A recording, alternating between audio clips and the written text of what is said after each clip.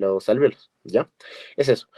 No es muy complicado. Esto capaz les puedan preguntar, pero no es tan seguro, ¿ya? Las relaciones. Eso no es tan complicado. Directamente se acuerdan lo que hacen ustedes. La inspiración dura directamente 2 segundos y la expiración dura más. En este caso dura más porque hay relajación de los músculos. No necesitan energía para poder funcionar a través de esto, ¿ya? En la inspiración directamente todos los músculos se relajan. En la inspiración necesitamos energía, ¿ya? Ahora, las presiones alveolares. En las presiones alveolares les he dicho que encontramos dos. En el espacio muerto anatómico, que corresponde a 150 ml, ¿ya? Esto, pero les he dicho que se acuerden más que todo, sobre todo esto, si es que no les dan en el examen, digamos, les hacen hacer una fórmula o algo así, y no les dan este valor, mejor si se acuerdan esto, es más preciso, y esto lo van a usar de verdad, porque esto les he dicho que era de quién, de un paciente perfecto, que nada existe, ¿no ve? No existe ese paciente perfecto. Es mejor que se acuerden esto. Ahora, el volumen alveolar es de 350. Es por lo general este contenido de aire que permite el intercambio gaseoso y toda esa cosa, ¿no ve?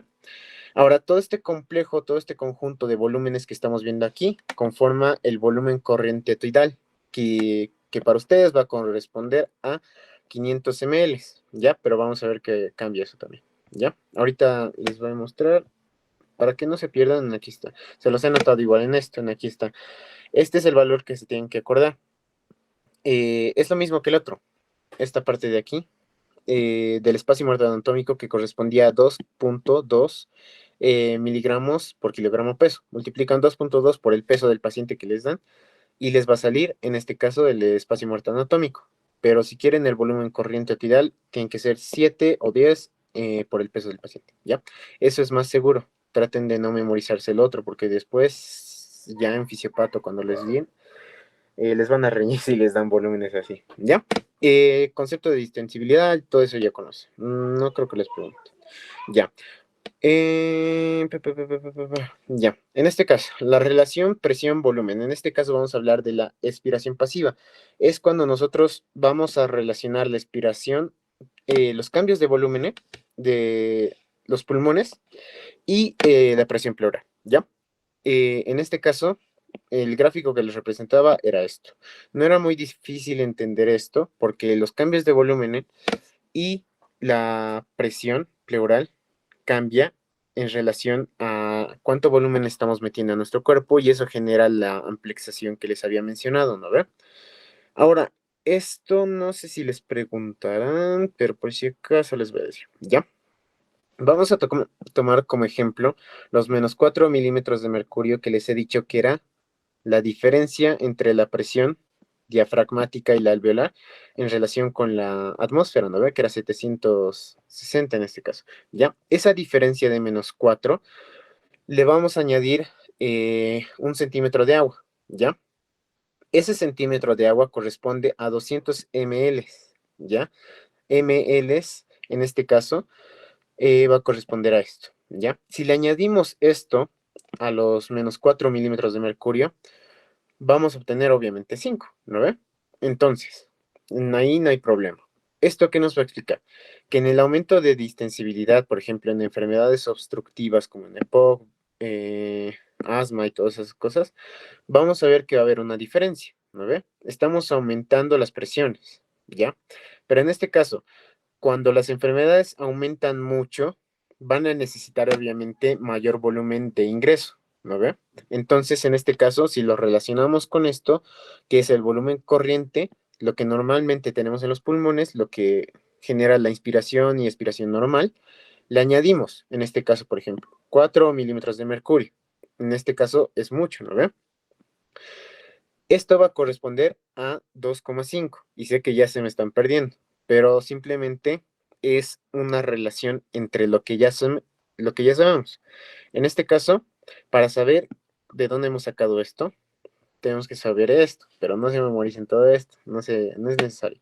Hasta aquí o 2 decimales si quieren, ¿ya?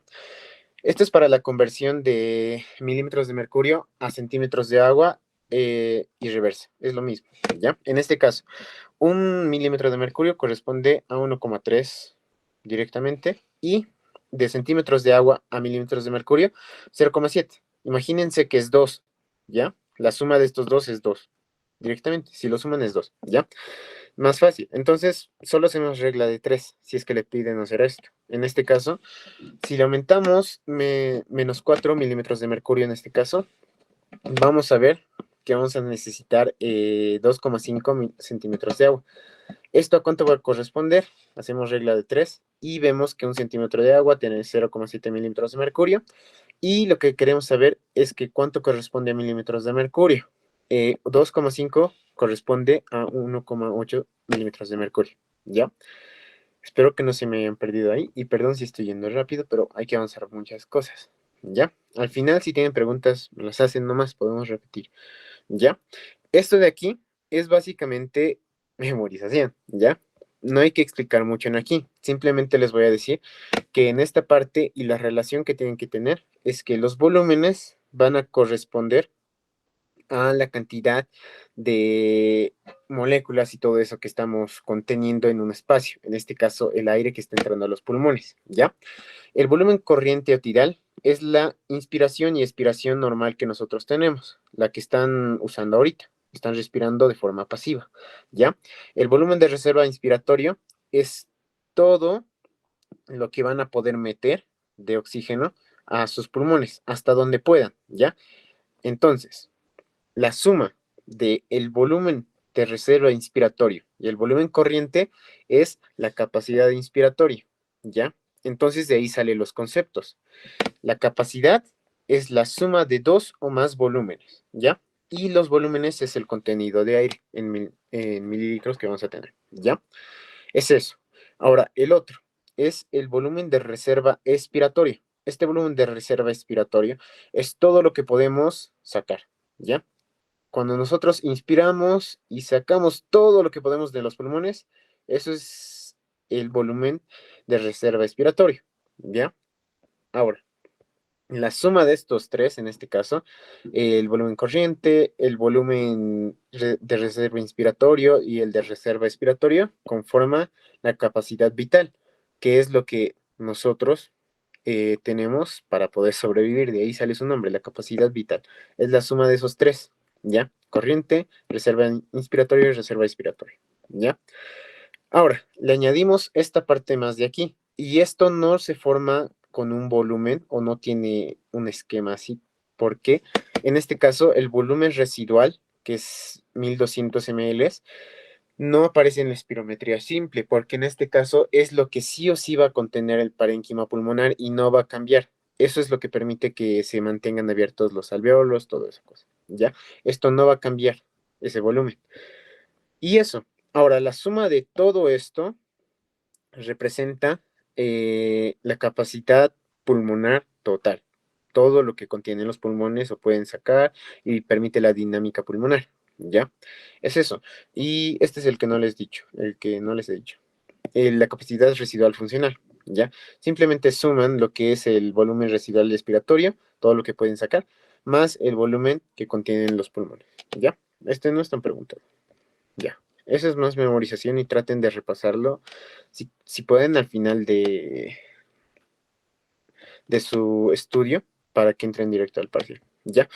Esto no les voy a tratar de explicar mucho como en las otras clases porque tardamos un poquito más. Lo importante en aquí es que se acuerden esto de aquí y lo relacionen con patologías. ¿Ya?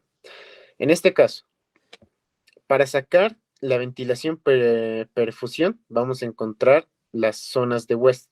Las zonas de West van a estar relacionadas con la perfusión y la ventilación. ¿Ya? ¿A qué se refiere esto?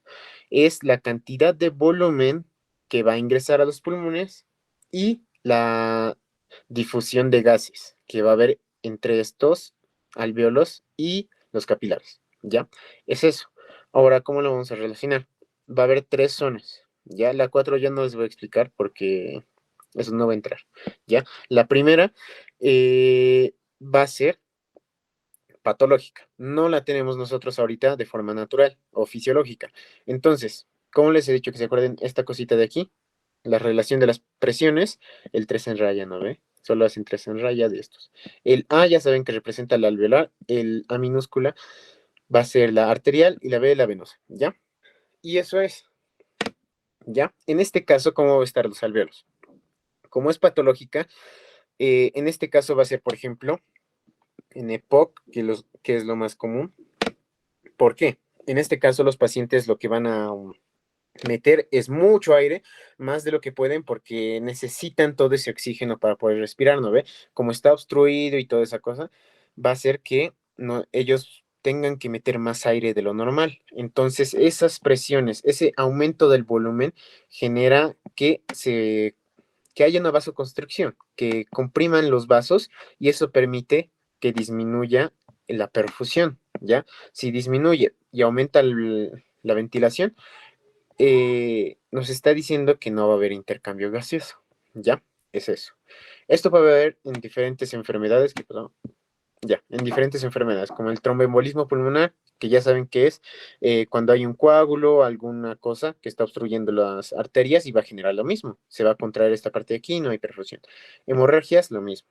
EPOC y el volutrauma ya es directamente cuando se destruyen los alvéolos, ¿ya? Eso ya hemos avanzado. Bien. En la zona 2 es la zona perfecta, es la que nosotros tenemos. En este caso lo vamos a encontrar sobre todo en el ápice, en los ápices pulmonares. ¿Y qué vamos a encontrar en esta relación? Una buena perfusión y una buena ventilación, que nos va a dar 0,8. Ahorita les voy a decir de dónde sale eso. Sé que les explican con uno, pero este es de un paciente perfecto. Y obviamente no hay nadie perfecto. Ya les he dicho. El tercero es más fácil. En este caso, la relación que vamos a tener en este es que va a aumentar las presiones de los vasos sanguíneos, de las arterias en este caso, y por eso está al principio en este caso. Al aumentar esto, aumenta la perfusión, pero disminuye la ventilación, porque está comprimiendo los alvéolos, y si los comprime, ¿qué va a pasar? No va a permitir que entre mucho volumen y todo eso, y no se puede dar el intercambio gaseoso, ¿ya? Es eso. Ahora sí vamos a empezar un poquito más con las fórmulas que esto, no sé si explicarles, ¿entrará? No sé, ¿ya? Pero les voy a decir, ¿ya? La ventilación alveolar minuto es todo el oxígeno, todo el volumen que estamos metiendo a los alvéolos en un solo minuto, ¿ya? ¿Y cómo vamos a medir eso? El volumen corriente. Es todo el aire que estamos metiendo de forma inspiratoria y expiratoria de forma normal, ¿ya? Y eso lo medimos con la frecuencia respiratoria. Por eso es minuto, porque en este caso estamos midiendo la frecuencia respiratoria que lo medimos en un minuto, ¿no ve? Es la cantidad y el ritmo de oxígeno que estamos metiendo, de aire que estamos metiendo, ¿ya? Es eso, de forma no. Este es el que sí preguntan la mayoría de las veces, ¿ya? La ventilación alveolar efectiva. Al decir efectiva, estamos ya relacionándolo de forma fisiológica. Entonces estamos viendo la función pulmonar en este caso, ¿ya?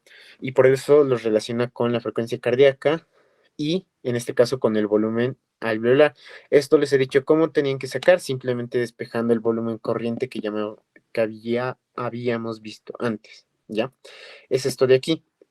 El volumen corriente era igual a la suma de el espacio muerto anatómico más el volumen alveolar, ¿no ve? Y este me he olvidado, pero lo vamos a decir después, ya está anotado, ¿ya?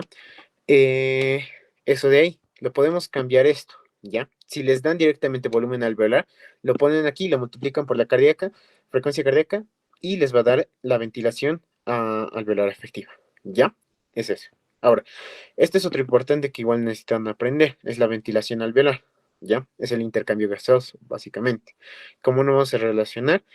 En este caso, para esto necesitamos saber esto de aquí primero, ¿ya? Esta relación va a ser arriba, vamos a poner el volumen de eliminación, es decir, todo lo que estamos eliminando de dióxido de carbono.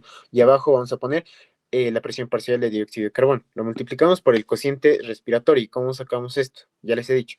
Va a ser el consumo en tanto de dióxido de carbono y de oxígeno, ¿ya? Esa diferencia, la división de eso, nos va a dar 0,8, ¿ya? Ese 0,8 sale de aquí. Obviamente, si le metemos más decimales, si le metemos valores normales de un paciente con decimales, toda esa cosa, les va a salir esto, ¿ya? Ahorita lo he hecho de forma simple, Y eso es como lo tienen que tomar ustedes. Así, si es que les preguntan, esto es el valor del consumo de dióxido de carbono y 250 es del oxígeno. ¿Ya? Es eso. Ahora, si nosotros cambiamos los datos y hacemos el ejercicio de forma normal, en este caso, vamos a ver que la eliminación de dióxido de carbono es 200. Ya les he dicho, ¿no ve? El consumo y eliminación va a ser lo mismo. Entonces, lo ponemos aquí. Y abajo ya saben que para nosotros, o a nivel del mar en este caso, es 40. ¿Ya? Eso lo multiplicamos por 0,8 y les va a salir 4,3. Y esto sí es importante. ¿Por qué? Nos va a servir para aquí, ahora sí. La relación ventilación-perfusión, en este caso, va a ser esto. Es el volumen alveolar minuto que le hemos sacado en aquí. Les pueden dar esto o directamente pueden meter esto de aquí que ya hemos calculado, la ventilación alveolar. Esos dos pueden usar, ¿ya? En este caso va a ser 4,3, lo dividimos entre el gasto cardíaco, que es 5 litros para ustedes, pero ya saben que puede cambiar, y nos va a dar el 0,8, que les he dicho que era el fisiológico, el que usamos, ¿no ve? Por eso no hay uno, ¿ya? No existe el uno, ya. Mm, ya, es eso. Creo que no hay nada más. Esto, lo que más les van a preguntar de esto, de la unión de la hemoglobina al oxígeno, son a lo mucho las presiones y creo que nada más, ¿ya? Las presiones en este caso. ¿Para qué es la curva de disociación de hemoglobina? Esta curva de disociación de la hemoglobina, primero, tiene forma de S itálica. Esto que en un examen les han preguntado qué forma tiene la curva de disociación normal, digamos, ¿ya? Es eso, ¿ya? Entonces, ¿para qué sirve? En este caso nos está indicando la relación que va a haber entre la presión y la saturación, en este caso de oxígeno, que vamos a necesitar en este caso y que nos va a indicar la unión de la hemoglobina. ¿Por qué? En este caso va a haber mayores presiones, digamos, que nos va a indicar que la hemoglobina se va a poder unir al oxígeno, ¿ya? Pero va a haber otras ocasiones en las que se va a unir a menor presión. ¿Por qué se relaciona así? En este caso vamos a ver, por ejemplo, el fetal. La hemoglobina fetal tiene una mayor afinidad por el oxígeno, ¿ya? Entonces va a necesitar una menor presión, va a ser una desviación a la izquierda en este caso, para poder llegar al 50%, y eso es el P50. El P50 es esta parte de aquí, es la presión parcial de oxígeno necesaria para saturar al 50%, ¿ya? Nos está diciendo eso, y ya les he dicho por qué. Les he dicho que saturación y presión parcial de oxígeno no es lo mismo. La saturación, que lo medimos con el oxímetro, es lo que está midiendo la unión de la hemoglobina con el oxígeno. Y la presión parcial de oxígeno es el oxígeno disuelto en la sangre y lo medimos por la gasometría. ¿Ya? Entonces, vamos a ver esa diferencia. Entonces, por eso nos indica que a 50% ya nos está indicando que se está uniendo la hemoglobina al oxígeno. Y después de eso podemos llegar a una saturación buena para que haya una buena distribución del oxígeno y todo eso. ¿Ya? Lo importante es eso.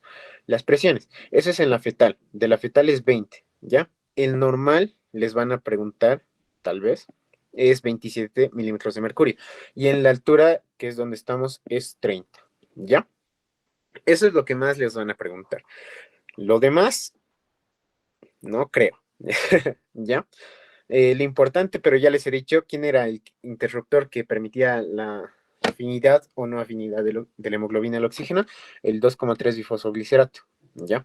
Ese era el interruptor, ¿no ve?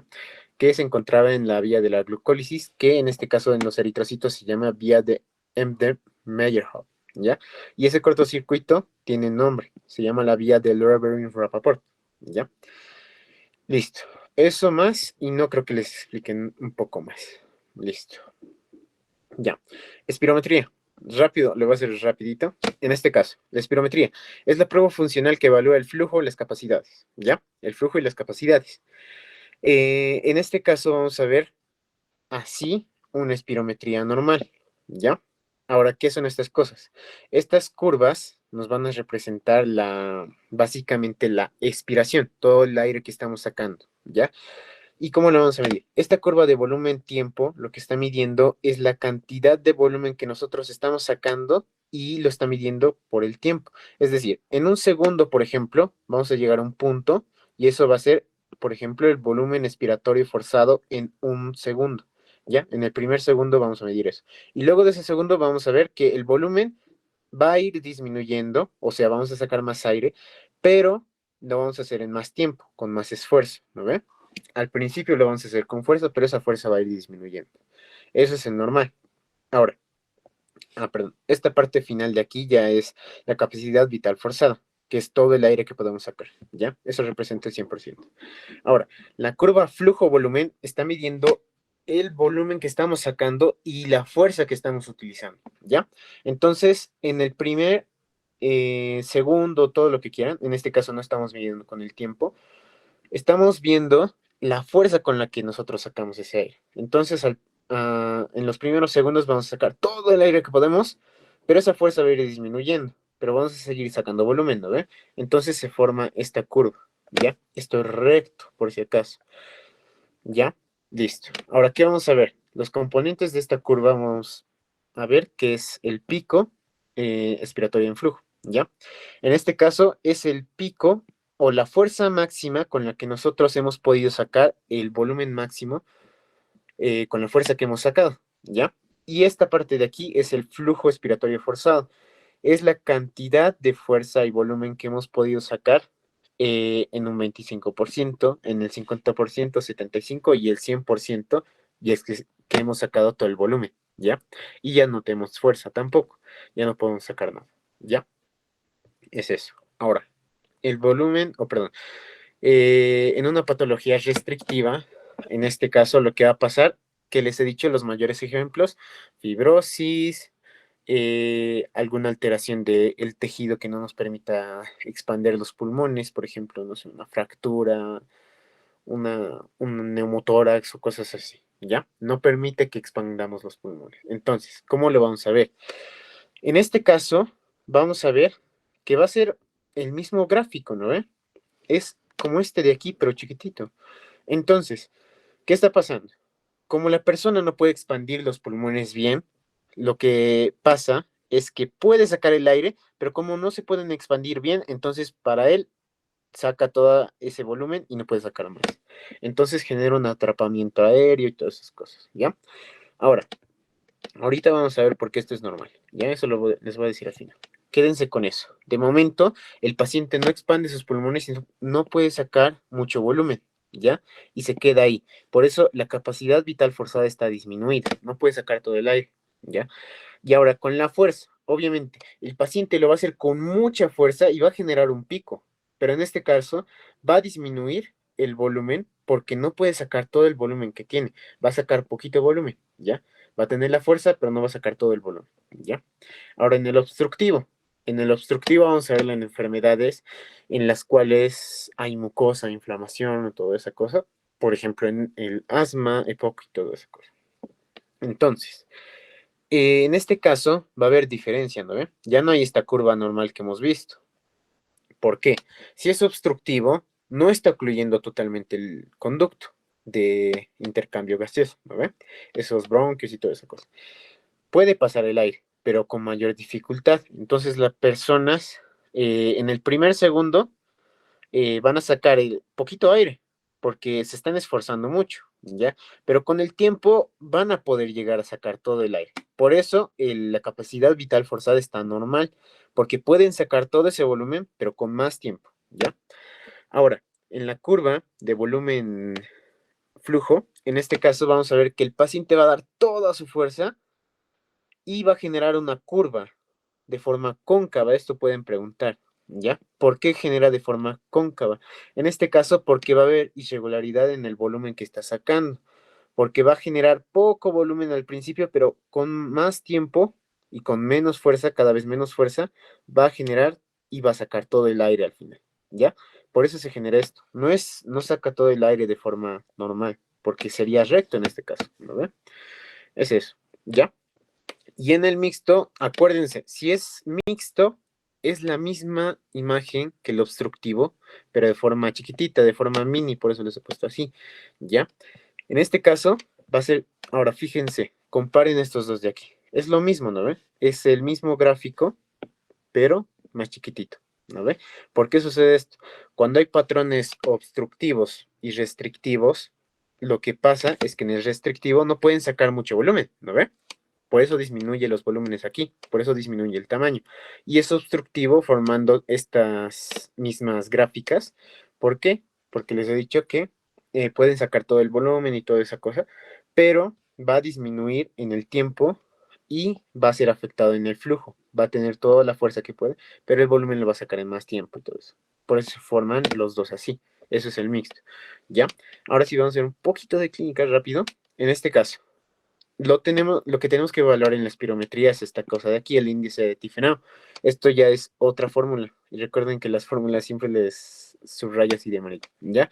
Este índice es la división entre el volumen expiratorio forzado en un segundo y la capacidad vital forzada. Entonces estamos viendo el gráfico de volumen-tiempo, ¿no ve? Porque este no tiene estos componentes, ¿ya? Entonces, ¿cómo lo vamos a relacionar? Esta diferencia de aquí tiene que ser siempre más de 70%. Si es más de eso, es normal. Si es menos, es patología, ¿ya? Entonces, vamos a ver en este cuadrito de resumen todo lo que ya hemos visto en aquí. Ahora, vamos a ver que en el obstructivo va a haber disminución del volumen expiratorio forzado en un segundo. Y ahora sí, vamos a ver. ¿Ven? En este caso, ahora sí. Ya, en el obstructivo. Estamos en el obstructivo. Hemos dicho que va a disminuir, ¿no ve? ¿Por qué? Porque algo está obstruyendo los conductos y aunque tengamos fuerza y todo eso, en el primer segundo va a disminuir porque está obstruido, pero va a poder sacar los volúmenes, por eso es disminuido. Ahora, ¿por qué es normal la capacidad vital forzada? Porque aunque tarde más, va a poder sacar todo el aire, ¿ya? Y la diferencia, o el índice de Tifenau, eh, va a ser disminuida. Porque en este caso, si dividimos, no sé, un valor normal, que este sería su 100% y esto es, digamos, no sé, 40, si lo dividen ahorita, van a ver que va a salir menos de 70. Entonces, disminuye, ¿ya? En el restrictivo vamos a ver que va a estar disminuido el BF1 y sí está disminuido. La capacidad vital forzada está disminuida, ¿ya? Pero el índice de Tifenau está normal. ¿Por qué les he dicho? Porque en el restrictivo para el paciente, o para la espirometría en este caso, su 100% que va a medir va a representar todo esto, todo este gráfico, porque es el mismo, ¿no? Les he dicho, para el paciente esto va a ser su 100% y este primer segundo para la máquina va a ser el 80%. Para la máquina y para la relación va a ser normal esto. ¿Por qué? Porque si vemos y relacionamos el índice de Tifenau, cuando o mientras más cerca estén dos números, va a generar un mayor porcentaje, ¿ya? Y pueden probar eso, ¿ya? Por eso no nos sirve para el patrón restrictivo en este caso. Y en el mixto, todo disminuido. Y ya saben cómo es la gráfica. Es un obstructivo chiquito, ¿no? Listo. Ahora, para relacionar esto, si vemos patologías o queremos ver patologías, tenemos que ver esto, ¿no? Ya les he dicho. Si está menos de 70, ya nos tenemos que preocupar, ¿no? Entonces, si está menos de 70, podría ser algo obstructivo, ¿ya? Entonces, ¿para qué tenemos que ver esto de aquí? En el obstructivo, lo primero que tenemos que ver, en aquí se los he notado, es el BEF1. ¿Por qué? Porque era el característico, ¿no? El que nos indicaba que estaba disminuido, que estaba algo mal. Entonces, si está menos de 80, en este caso hay que darle broncodilatadores, ¿ya? Estos broncodilatadores de aquí, por ejemplo, terbutalina, salbutamol, teofilina, si le das al paciente, lo que pasa es que esta curva tiene que cambiar y volverse una normal, ¿ya? Eso si hablamos de asma, porque en el asma, con estos broncodilatadores, vamos a ver que los conductos se van a eh, dilatar, va a haber más espacio y la persona va a poder respirar normal, ¿ya? Pero si en este caso se mantiene así, nos está dando un patrón ya más crónico, ¿no ve? Algo más dañino, como por ejemplo EPOC, ¿ya? Es eso.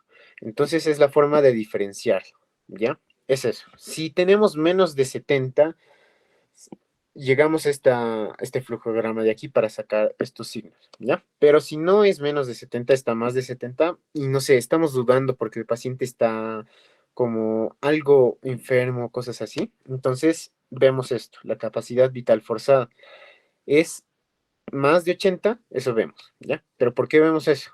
Porque en el restrictivo, ¿qué pasa? ¿qué es lo que estaba afectado? La capacidad vital forzada, ¿no? Estaba disminuida. Entonces, si es más de 80, está normal, ¿ya? Pero si no es más de 80, en este caso, es restrictivo, ¿ya? Y así lo diferenciamos todos eso, ¿ya? Es eso, la espirometría. Listo. Ya, estamos corriendo un poquito más, ¿no? Ya. Esta parte de aquí. Esto no les había dicho ayer, ¿ya? Se me había pasado, ¿ya? La relación que vamos a encontrar entre las presiones necesitan memorizarse, igual a veces cambia con las TEOs, ¿ya? A veces cambia las presiones. Pero estas son las generales, ¿ya? Ahora, vamos a ver el corazón derecho y el corazón izquierdo, ¿ya? La sangre venosa en este caso va a llegar hacia la aurícula derecha. Va a tener esta presión, ¿ya? Eso. Ahora, estas relaciones que van a ver aquí, estas de aquí, sobre todo las que se encuentran en las cámaras cardíacas, van a ser la relación diastólica y esta la sistólica. La menor va a ser la diastólica y la mayor va a ser la sistólica, ¿ya? Por si les quieren relacionar así. Porque a veces les preguntan, ¿cuál es la presión, digamos, diastólica del ventrículo derecho? Y ustedes se van a decir, ¿cuál es? Pues es de 5 a 25, no sé, algo así. La que tienen que poner es 5, ¿ya? Esa es la diastólica, ¿ya? La sistólica es 25, ¿ya? Ahora, esto es de aquí. Va a ser toda la sangre que ingrese aquí, pero va a ir a los pulmones. Y algo importante que necesitan saber, aparte de las presiones, es esta presión de aquí. Esta es importante. La presión de enclavamiento o la de cuña. Esta es la que más nos va a servir porque estas casi no se toma en cuenta. Casi. Esta sí se toma en cuenta. Pero esta es la que sí se toma más porque va a haber enfermedades en las cuales va a estar afectado los capilares pulmonares. Por ejemplo, en enfermedades en las cuales haya, ¿cómo podemos ver? Esto. Por ejemplo, en estenosis aórtica, por ejemplo, cuando están engrosados las válvulas y todo eso, va a permitir que haya menor salida de aire de la aurícula al ventrículo, ¿no ven? Entonces, ¿qué va a pasar? Aumenta la presión de la aurícula izquierda, por lo cual aumenta la presión de los capilares pulmonares en este caso, llega hasta los pulmones y genera edema por la dilatación y todo eso. Entonces, ¿qué va a pasar? Va a aumentar la presión de enclavamiento, ¿ya? Es eso. Esa es la presión capilar, la presión de enclavamiento, ¿ya? Esto es de los pulmones, nomás por si acaso, ¿ya? Esto es otra fórmula, por si acaso. Esta es la presión arterial media pulmonar, en este caso, de esto, ¿ya? Estamos relacionando esto, ¿ya? Y se va a medir de la misma forma, de la misma fórmula que vamos a ver de la presión arterial media, que si se acuerdan, la presión arterial media era igual 2 por la presión arterial diastólica más la presión arterial sistólica dividido entre 3, ¿ya? Es lo mismo en aquí, pero estas presiones van a ser las pulmonares en este caso, ¿ya? Estas de aquí, ¿ya? Si los relacionamos al final va a salir esto, que esto es lo normal de la presión de enclavamiento, ¿ya? Es eso. Bien. No hay mucho más con esto, ya. Otra cosa importante que no hemos mencionado ayer. Esto por si acaso memorícense, si es que pueden, en este caso, son las relaciones, las presiones que vamos a encontrar en los capilares para permitir la difusión de oxígeno, ¿ya? La relación va a ser 1 milímetro de mercurio. En este caso, vamos a ver que las presiones capilar, es decir, las presiones, todo el volumen líquido que esté en conjunto va a generar una presión sobre las paredes, ¿no ve? Eso va a ser 7, ¿ya? Esto va a ser 7. 7. Ya la coloidosmótica del líquido intersticial, es decir, la presión de las proteínas y todo eso que se genera en el intersticio, toda esta parte de aquí, va a ser 14, es decir, que va a atraer todo eso, ¿no ve? Todas esas presiones. La presión negativa del líquido intersticial. Ya les he dicho que el líquido intersticial igual va a tener presiones negativas. Todo el tejido pulmonar va a tener presiones negativas que permiten la apertura de los alvéolos y todo eso, ¿ya? Eso es 8. La suma de todo eso es 29, ¿ya? Y la única presión en este caso que va a ser contraria, va a ser la coloidosmótica del plasma, y va a ser 28, porque ya sabemos que el plasma contiene albúmina, que es el mayor representante de las proteínas y demás, que eso va a traer el agua a través del efecto de Donald, ¿no ve? Entonces, Si restamos esto de aquí, vemos que la diferencia o el resultado es 1 milímetro de mercurio. Está sobrando eso. ¿A favor de qué? Del tejido intersticial. Y eso es lo que permite la difusión de diferentes gases, por ejemplo, del oxígeno, del dióxido de carbono, para que se pueda ir hacia los alvéolos. Y la otra función es para el sistema linfático, para que esos mismos gases puedan ir al sistema linfático o algunos metabolitos, sustancias, moléculas, pasen aquí para que sean vigilados o algo así por el sistema linfático, ¿ya? Entonces, eso. Ahora, los principios de los gases en este caso, ya les he explicado ayer, no me voy a enfocar mucho en esto porque no les van a preguntar, yo creo, pero por si acaso les voy a decir lo importante. Principios de los gases, tres cosas importantes. Hemos visto volumen, presión y temperatura. Ya, el volumen es en mililitros o en litros, es la cantidad de moléculas que estamos metiendo a un espacio, ya en este caso los alvéolos, ¿no ve? Por ejemplo, la presión, ¿cómo les he dicho que funcionaba? Les he dicho que en este caso, en un alveolo lo que va a pasar es que esos mismos gases van a ser pequeñas moléculas, ¿no ve? Esas moléculas van a estar repartidos por todo el contenido y como son gases, van a estar repartidos y van a estar colisionando de un lado a otro, de un lado a otro, y eso va a generar la presión, ¿ya? Y la temperatura es lo que va a cambiar y va a aumentar la presión y puede disminuir el volumen, ¿ya? Y eso lo vamos a ver con esto, las fallas de presión que les he dicho, ¿no ve? Si aumentamos la temperatura de esto, ¿qué va a pasar? En este caso, va a hacer que el agua se evapore, se vuelva gas. Entonces, aumentamos la presión, por eso se llama olla a presión, ¿ya? Y disminuye el volumen, porque en este caso, las presiones van a ejercer una fuerza por sobre el volumen y va a hacer que se comprima. Y aparte de eso, también se está evaporando y toda esa cosa. Listo. Eso. ¿Y cómo lo vamos a medir? Por la ley de los gases ideales, ¿ya? ¿Qué es la ley de los gases ideales? Esta cosa de aquí, la pavo ratón, ¿ya? ¿Y cómo vamos a ver esto? Esta ley de los gases ideales es un conjunto de la ley de Boyle, Gay-Lussac y Charles, ¿ya? Estas son sus fórmulas, pero no creo que les pregunten la verdad. Esto es más teórico y esto es el más, tal vez les pregunten, no sé, ¿ya? Entonces, este conjunto, ¿qué va a hacer? Nos dice si la cantidad de gases va a ser la misma. En este caso, vamos a medir las presiones en relación con el tiempo, con la temperatura, ¿ya? Por eso vamos a medirlo con esta fórmula de aquí, ¿ya? Ahora, ¿qué va a significar cada cosa? Esto es la presión, el volumen, esto es el coeficiente que vamos a relacionarlo con la presión atmosférica y todo eso. Esto igual como les he puesto aquí, esto depende de la TO, estoy aquí, cuidado. La temperatura ya les he dicho cómo influía sobre el volumen y el tiempo, y el número de moléculas obviamente va a influir, porque les he dicho que la presión estaba en relación a la colisión de las moléculas y todo eso, ¿no? Entonces, si aumenta el número de moléculas, va a aumentar la presión. ¿Listo? Eso. Ahora sí pasamos a la ley de Laplace. No vamos a explicar mucho en algunos, ¿ya? La ley de Laplace, ¿qué les he dicho? Era básicamente para medir las presiones de los alvéolos. ¿Cómo? Nos dice que si tenemos menor radio, por ejemplo, de los alvéolos, si son más chiquititos, va a aumentar la presión. Mientras más chiquititos sean, más se van a tratar de comprimir. Y si aumentan, va a disminuir la presión. Por ejemplo, ¿en qué les he dicho?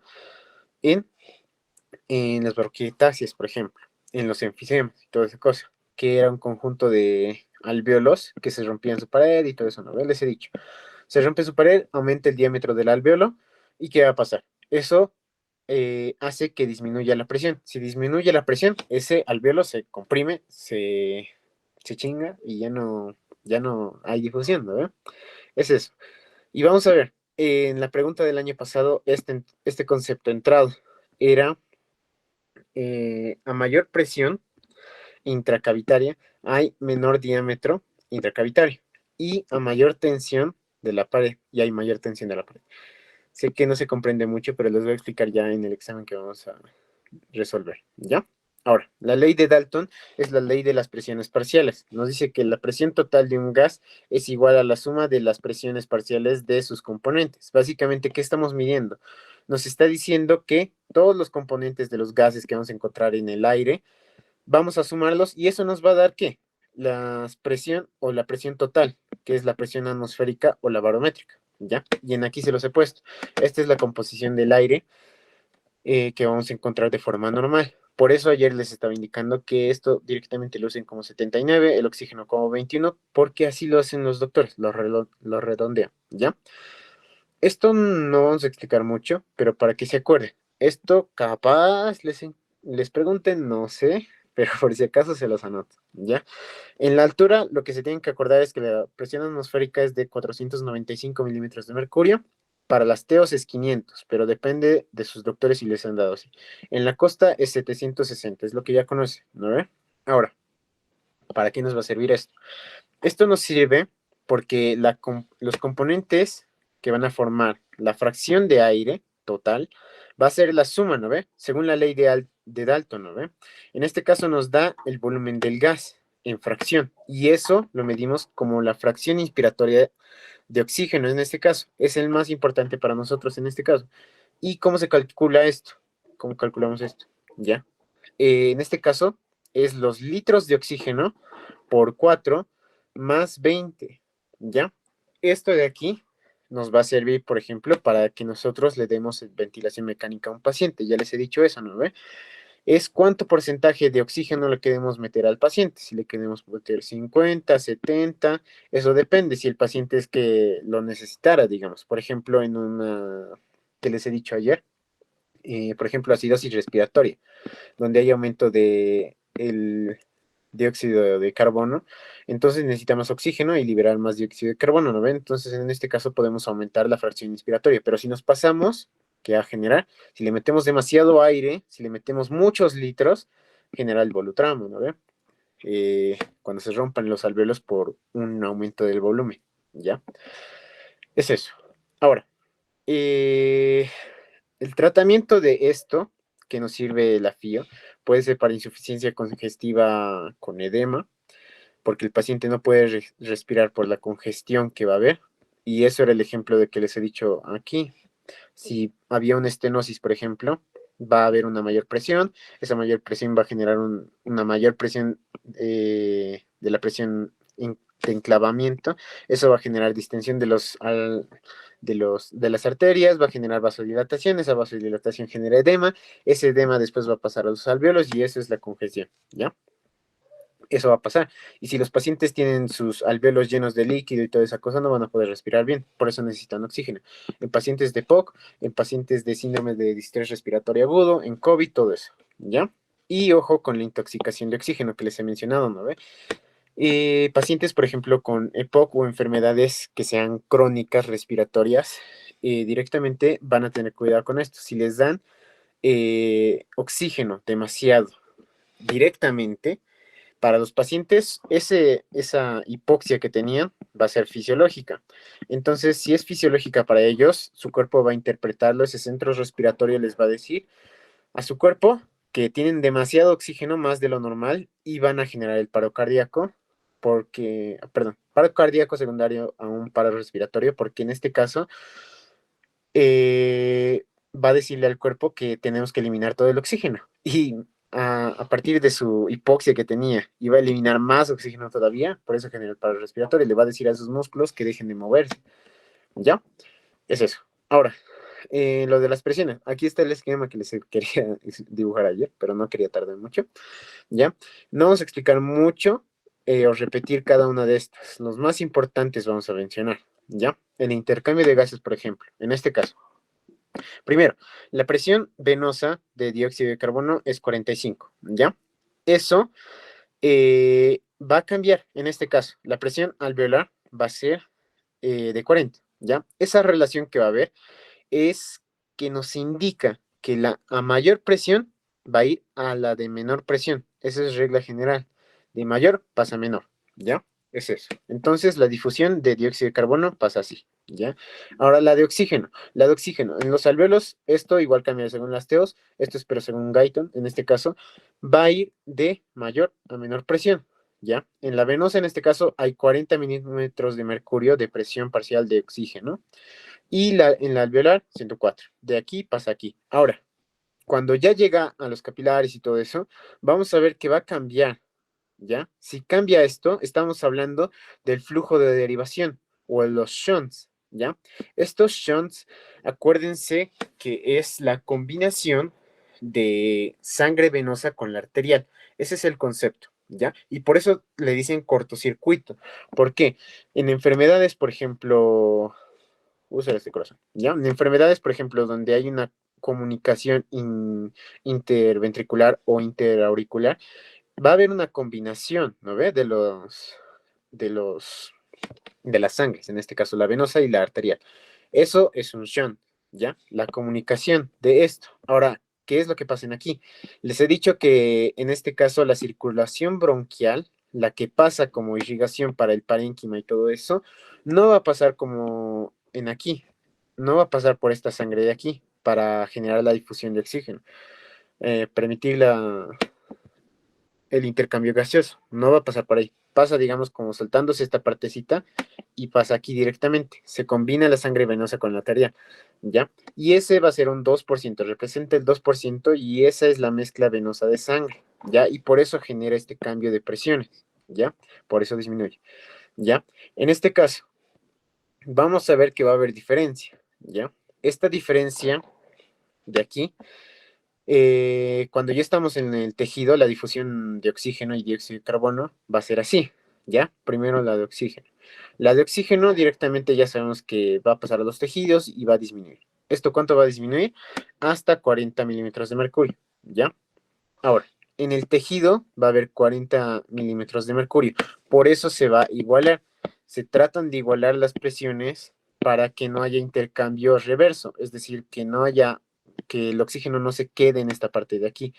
Por eso hay esa igualación. Y toda la presión que faltaba va a ir hacia los tejidos y se va a quedar de forma intracelular, ¿ya? Ahora, en la presión de dióxido de carbono, en este caso va a haber dos diferencias, la intracelular y la intersticial. La intracelular, que está dentro de las células, perdón, aquí, es de 46 milímetros de mercurio, hablando del dióxido de carbono, cuidado, en este caso. Ahora, la diferencia de esto es que 45 milímetros de mercurio se va a encontrar de forma intersticial y me van a decir para qué sirve ese 1%. Es decir, ese 1% nos va a servir para lo mismo que hemos visto aquí, para el sistema linfático, que he dicho para eliminar los desechos y la difusión de los gases. En este caso, este 1% es el que permite la difusión del dióxido de carbono, ¿ya? Es eso. Ahora, en los tejidos, esto les he mencionado ya en sangre, no voy a repetir, pero en aquí se los he anotado los datos importantes, que en este caso, transporte de oxígeno, vamos a ver que va a haber dos formas de transporte de oxígeno. Uno disuelto en la sangre, que va a viajar en el plasma, es el 3%, representa el 3%, y el que viaja como unido a la hemoglobina representa el 97%, ¿ya? Aquí está. Y el otro, que es la difusión de dióxido de carbono. En aquí se los ha anotado igual. El transporte de dióxido de carbono tiene tres formas. Disuelto, que es la que vamos a encontrar en el plasma, unido en la hemoglobina, que es el 23%, y esto es la carbaminemoglobina, y el bicarbonato, que es el 70%. En este caso, por el ácido carbónico se une, eh, perdón, por la anhidrasa carbónica se convierte en ácido carbónico, y luego ese bicarbonato sale por el transportador, que les he dicho que era la anquilina 4 y todo eso, ¿verdad? Se transporta, llega a la sangre y se transporta como bicarbonato. Ese es el 70%. Listo. No hay mucho más con eso. Ahora, seguimos pasando en esta parte de aquí. Otra vez volvemos a llegar a los alvéolos, ¿ya? Estos cuadritos de aquí, por si acaso, simplemente son para aclarar los valores en la altura, cómo cambia, ¿ya? Y eso es lo mismo que necesitan saber si es que les preguntan en la altura, ¿ya? Llegamos, en este caso, al punto de inicio, ¿ya? Y la difusión o el transporte de gases va a ser el mismo que hemos visto en los tejidos, pero de forma reversa. En este caso, ingresa por el mismo transportador, se une, libera la hemoglobina, libera el hidrogenión, luego el dióxido de carbono cuando está unido a la hemoglobina, era carbamina hemoglobina en este caso, se transforma aquí, y el oxígeno se une otra vez a la hemoglobina, y todo eso. ¿Ya? No es muy complicado, es lo mismo que les he mostrado aquí. ¿Ya? Estas son las otras fórmulas que faltaban. No son de explicación, son más de memoria, porque ahorita mismo no les va a servir mucho. Los que sí son de explicación van a ser, por ejemplo, el de FIC, ¿ya? Es el consumo de oxígeno sobre la diferencia arteriovenosa de cantidad de oxígeno. Esta es la forma en la que han preguntado en el examen y esta es la forma para representar eso. El gasto cardíaco representa a la, al consumo de oxígeno, dividido entre la diferencia arteriovenosa de oxígeno. Eso multiplicado por 10, ¿ya? Es lo mismo que aquí. ¿Ya? Y este es el principio de Fick, ¿ya? Esto es en general, el principio de Fick.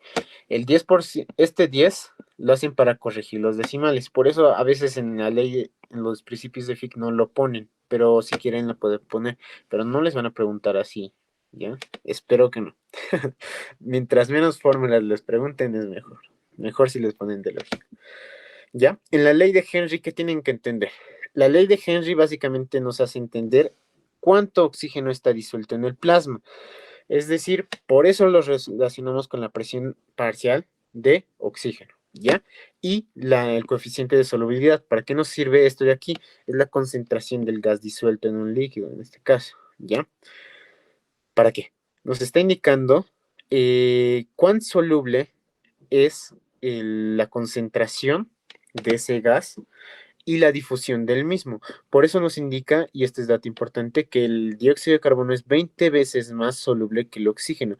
Por eso el dióxido de carbono se difunde más fácil desde los alvéolos a los tejidos, perdón, sí, está bien, desde los alvéolos a los tejidos o de los tejidos hacia los alvéolos en este caso, ¿ya? Puede haber intercambio así, no se preocupen, no siempre es esto, no es regla esto, porque obviamente en los alvéolos les he dicho cuál era el componente, los componentes del aire, eran muchos gases, ¿no? No solo se está transportando el oxígeno, ¿ya? Eso, y nos está indicando eso, que el dióxido de carbono se difunde de forma más fácil, ¿ya? Ahora, estos sí son de memoria. Esto, la disponibilidad de oxígeno, por si acaso, es el oxígeno disuelto en la sangre, que básicamente nos está mostrando lo mismo, que es el oxígeno que puede ser difusible hacia los tejidos. Por eso genera, o en la fórmula está el índice cardíaco, ¿ya? Y el consumo de oxígeno, cuánto estamos consumiendo nosotros, el volumen, ¿ya? Y este es el valor normal, ¿ya? La presión inspiratoria de oxígeno es el PO2. Igual, si no me equivoco, me han preguntado, así que por si acaso, se lo memorizo, ¿ya? Esto que les he dicho que era eh, la presión de vapor de agua, ¿no? ¿Verdad?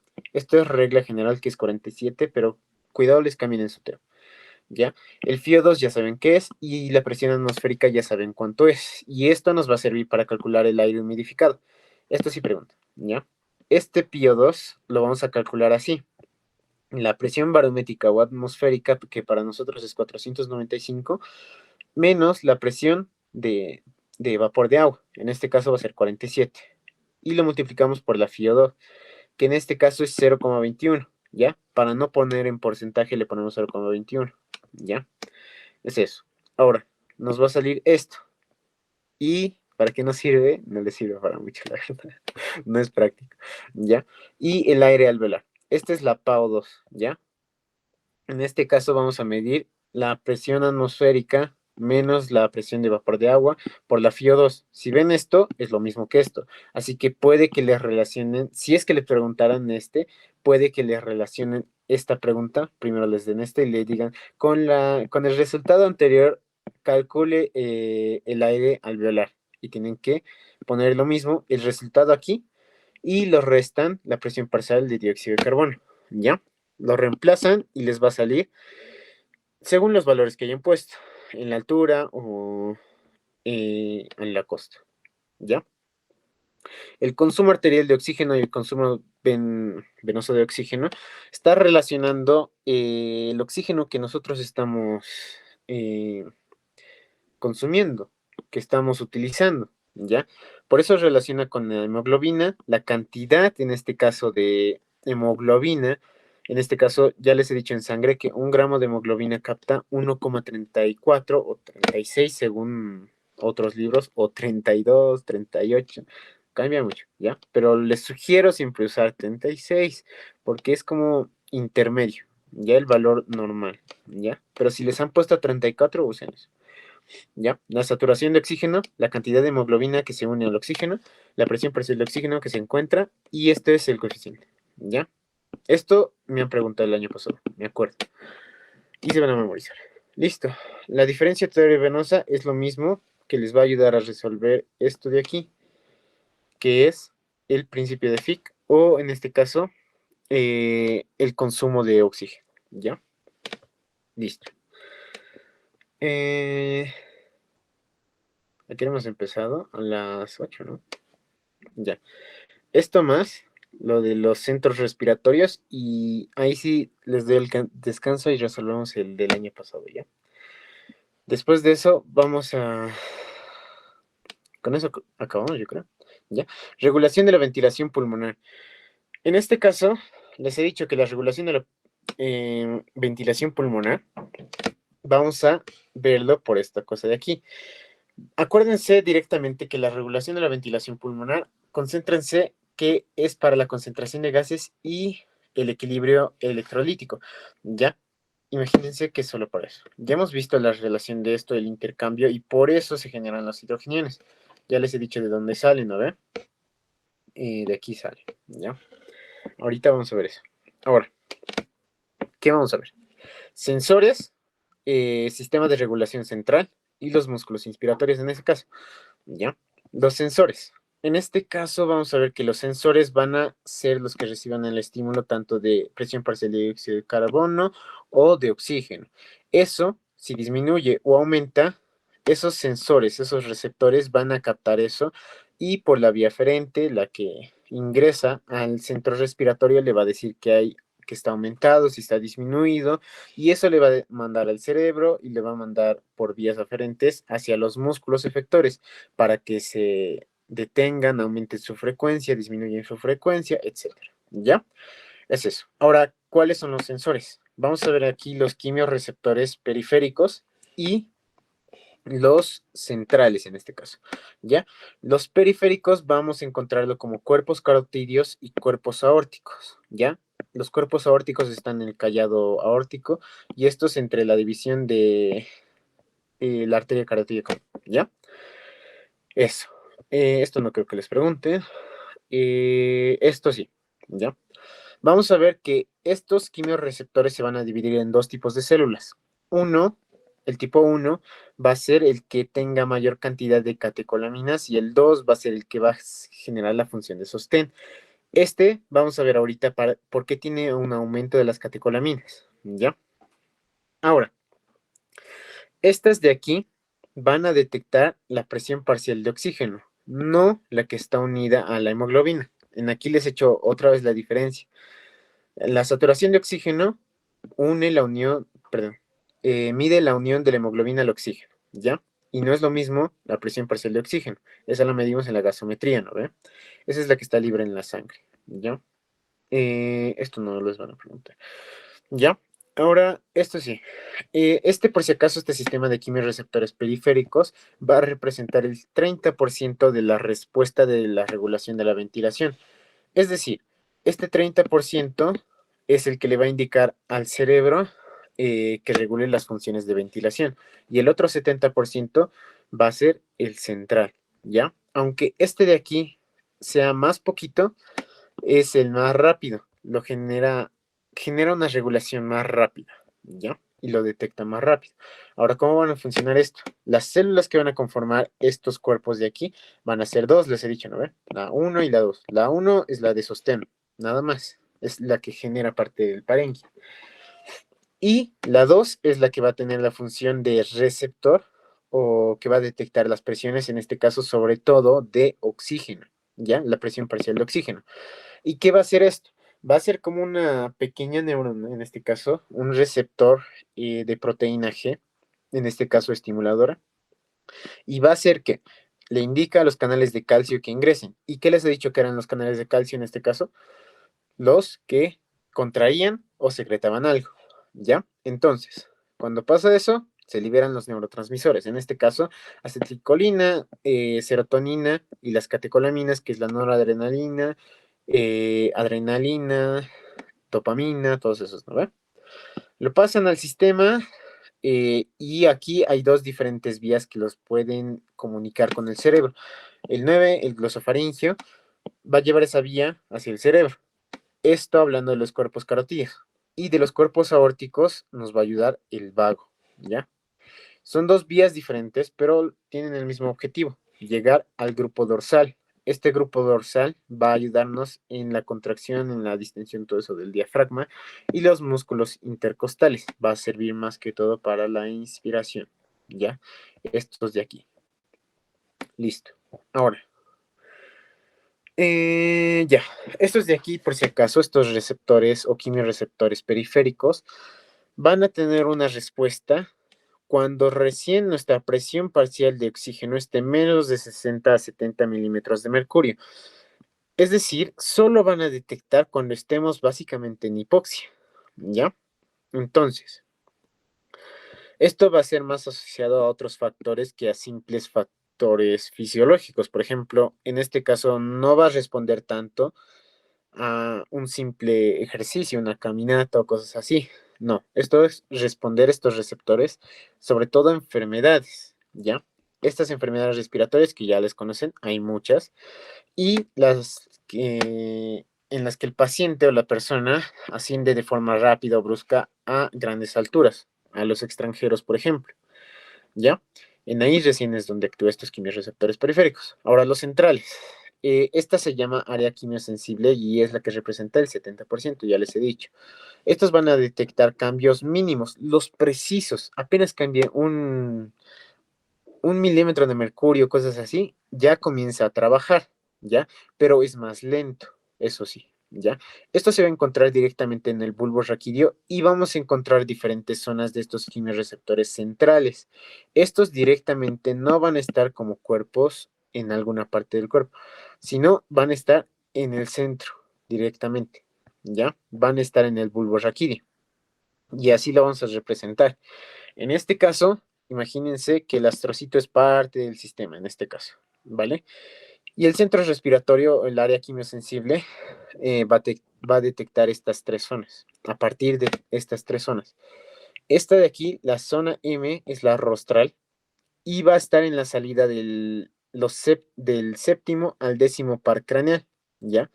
En esa salidita va a encontrarse esta área quimiosensible, ¿ya? En la L, que es la caudal, va a estar en la 12, y la S es la intermedia o más importante que integra la información, es decir, esta información que va a captar y le va a mandar al cerebro para regular las funciones, no simplemente ser de algo brusco que se contraiga o se pare, no. Según la función o lo que nosotros queramos, esta área le va a mandar al cerebro para que regule esas funciones, ¿ya? Ahora, esto de aquí va a funcionar simplemente como hemos visto en el intercambio gaseoso. Esto se va a unir con el agua, se convierte en bicarbonato, esto libera un hidrogenión y todo eso, y esto es lo que va a detectar en este caso, el pH ácido, ¿ya? Eso detecta el área quimiosensible y lo manda al centro respiratorio para regular sus funciones, ¿ya? Eh, esto ya les he dicho. Eso es importante.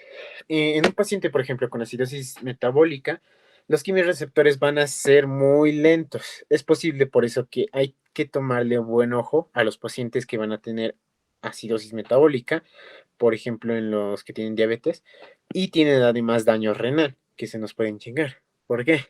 Porque en este caso, lo que pasa es que en este caso, como son lentos y son los primeros en detectar los centros respiratorios centrales, esta presión, en este caso del dióxido de carbono, que le está faltando al paciente, van a tardar mucho.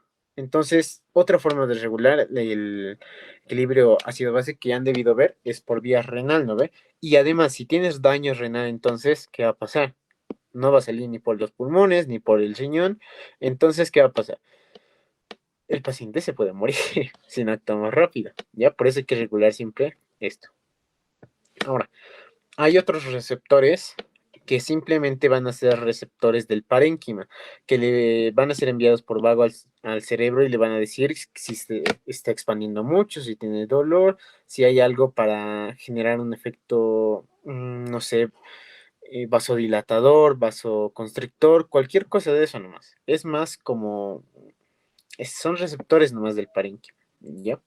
Esto no creo que les pregunte, ¿ya? Los receptores de estiramiento de adaptación son los que nos van a importar un poquito más, ¿ya? Estas fibras se encuentran en las fibras musculares lisas, van a estar en la tráquea, en los bronquios y todo eso. Esto va a generar el reflejo de Hering-Breuer que se encuentra en el asma. Esto va a estar activo en el asma, por ejemplo, y esto va a generar el atrapamiento aéreo. Esto es lo que le indica al cuerpo que, por ejemplo, en el asma que les he dicho, había el atrapamiento aéreo a través de la expiración, ¿no ve? No podía expirar, no podía sacar todo el aire en el proceso de crisis asmática, ¿no ve? No podía sacar. Entonces, ese es el reflejo. Cuando nosotros tenemos, por ejemplo, acidosis, no, ¿en cuál sería? Cuando tenemos en este caso aumento del dióxido de carbono, lo que nosotros tenemos que hacer es eliminarlo, ¿no ve? Y al eliminar eso tenemos que respirar más. Pero en el proceso contrario, donde necesitamos aumentar en este caso el dióxido de carbono, pero en el plasma, porque por ejemplo, no sé, tenemos una acidosis metabólica o algo metabólico en este caso, la relación metabólica, vamos a ver que necesitamos parar la expiración, tenemos que prolongar la inspiración y ese es el reflejo. El reflejo que va a hacer que nosotros inspiremos más y vamos a tardar más, vamos a meter más oxígeno y también vamos a mantener el dióxido de carbono si es que nosotros paramos la respiración. Eso ya depende de las patologías y todo eso, ¿ya? Más para que entiendan. Otros son los receptores de irritación, esos se encuentran más que todo en la mucosa. Estos que van a detectar las sustancias o moléculas extrañas, todo eso para generar el efecto toxígeno o el estornudo si es de vías respiratorias superiores, ¿ya? Las fibras tipo C, estas sí han preguntado una vez, los receptores J o yuxtacapilares, estos simplemente son los que van a generar la broncoconstricción y aumento de la mucosa bronquial. Son los que le van a ayudar a los receptores de irritación para generar ese moco, la broncoconstricción, el reflejo toxígeno, para eliminar esas diferentes moléculas, sustancias externas a nuestro cuerpo. ¿Ya? Es eso. Esto no creo que les pregunte. ¿Ya?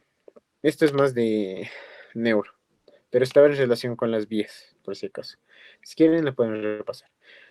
Listo. 4. Los mecanorreceptores. En este caso, como dice su nombre, van a funcionar ya no con gases, sino por distensión y todo eso. Y por eso estamos hablando de los músculos de la pared torácica, ¿no? En este caso, vamos a ver los músculos de la respiración y las articulaciones costovertebrales y costoesternales, ¿ya? ¿Estos qué van a hacer? Se van a encontrar diferentes receptores. Van a ser los usos musculares, los órganos tendinosos de Golgi y los propios receptores articulares. Los usos musculares, en este caso, van a ser detectados, van a detectar los cambios de longitud, ¿ya? En este caso, le va a decir al cerebro si estamos teniendo un aumento de la distensión torácica y los órganos de Golgi van a medir la fuerza con la que estamos expandiendo el pulmón, si lo estamos haciendo muy rápido, muy brusco, cosas así, eso le va a decir el cerebro, por ejemplo, en el neumotórax. En el neumotórax, que les he dicho, por ejemplo, si era secundario a un trauma o cosas así, como está contraído todo el pulmón, ¿no ve? En aquí el parénquima está todo contraído en forma de muñón, no va a poder respirar el paciente. Entonces, ¿qué va a pasar? Los músculos intercostales en este caso se van a contraer más, entonces va a marcar como una contracción más fuerte. Y estos son los que van a detectar esto. Por eso se encuentran estos en el tendón, ¿no ve? Eso les había dicho en neuro. ¿Ya? Estos de aquí van a encontrarse en forma de cadena o en racimos, ¿no ve? Que les he dicho.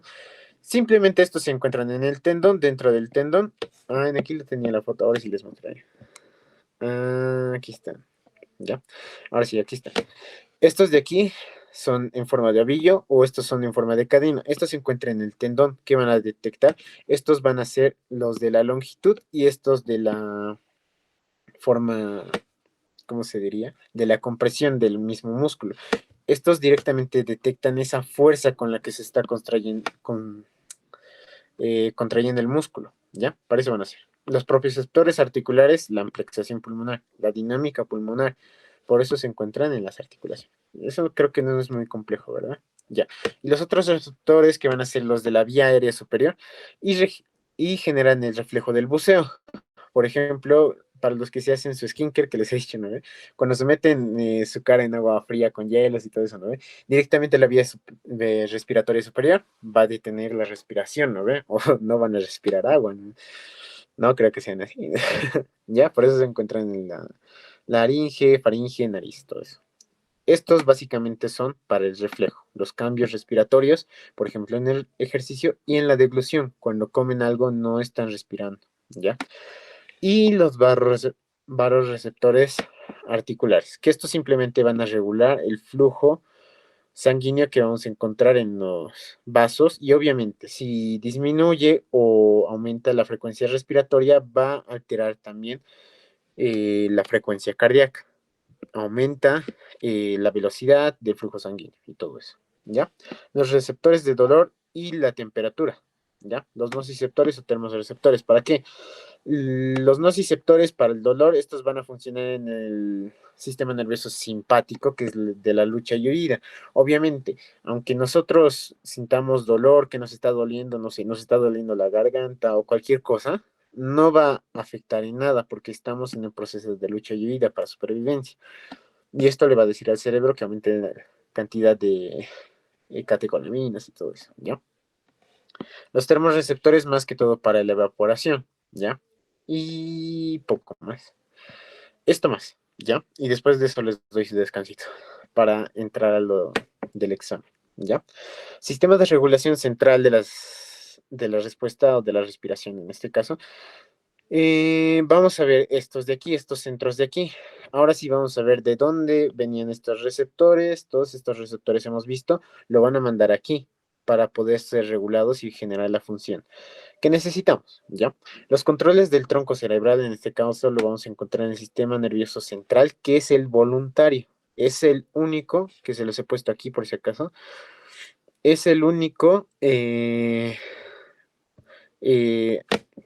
sistema vital en el cual nosotros podemos regularlo de forma voluntaria, ¿ya? Otro es el tronco encefálico.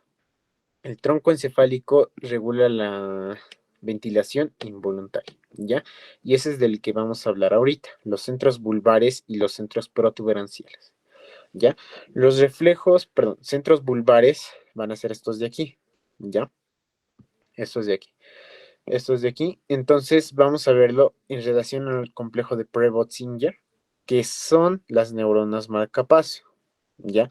Estas neuronas marcapaso son las que van a generar el ritmo respiratorio. Este ritmo respiratorio es por eso que genera la cantidad de inspiración y expiración de forma normal, la que la regula. Y esto es lo que forma el volumen corriente otidal, ¿no ve? Ese normal que hemos visto, ¿ya?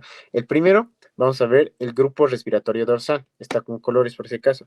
Este va a ser sobre todo, o va a regular sobre todo la inspiración, ¿ya?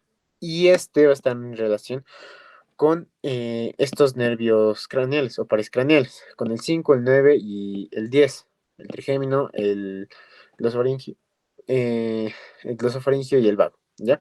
Y además el tracto solitario, y va a estar en relación con sus funciones de estos, ¿ya? Este de aquí, por si acaso, estimula sobre todo al diafragma y los músculos intercostales, porque estos están en relación con ¿qué? Con la inspiración, ¿ya?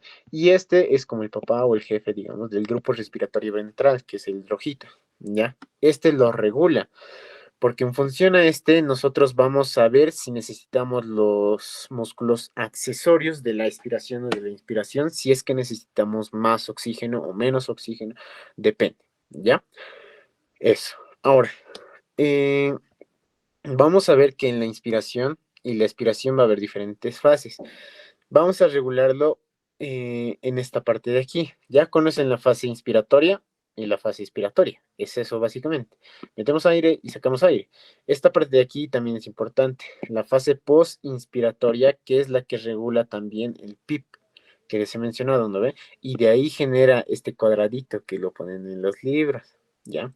Yo les he mostrado así para que me entiendan al comienzo que esto reflejaba el volumen corriente, pero después les he mostrado de esta fórmula porque esto representa la ventilación mecánica y todo eso para generar el PIP, ¿no ve?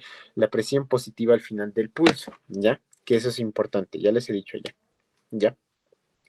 Eso. Ahora los centros protuberanciales, que son los que están en la protuberancia, como dice su nombre, ¿ya? Vamos a encontrar el centro neumotáxico. Este centro neumotáxico está en función de la expiración sobre todo, y este va a modular el cese de la fase de la inspiración. Por eso genera o regula la expiración, porque en función a la inspiración lo va a regular, va a modular la inspiración y al modular esto va a cambiar o modificar o alterar la expiración. Y esto básicamente va a ajustar la respiración que nosotros tenemos y el ritmo con el cual nosotros lo manejamos. El centro apnéustico es la inspiración, es lo contrario, ¿ya? Y en aquí les he mencionado que era similar al asma, en el cual ya les he explicado por qué. En este caso, en la crisis asmática, disminuye la expiración y aumenta la inspiración, ¿no ve? Eso. Y por último, los controladores corticales y subcorticales que les he mencionado, ¿no ve? Del sistema nervioso central, el voluntario.